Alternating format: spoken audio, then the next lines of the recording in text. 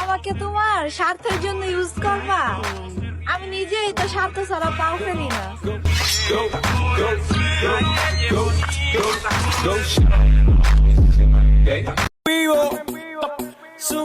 দেখো বেবি, আগে অন্যরকম ছিলাম, এখন লাইফ চেঞ্জ করে ফেলছি। আর নক দিও না।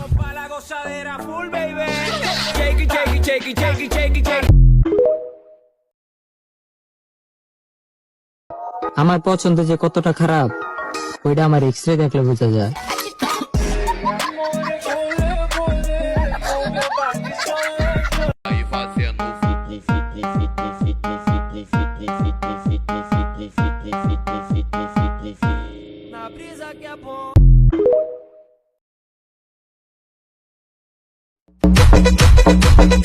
আমাকে দেখাতে গিয়ে নিজেকে সস্তা বানিও না।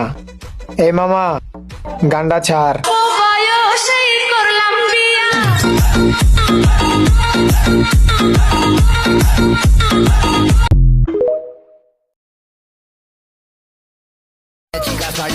কাউকে ভুলে থাকতে হলে জিদ থাকা লাগে, আর সেই জিদ আমার শিরায় শিরায় আছে ব্রো। समझ में आया क्या लाला?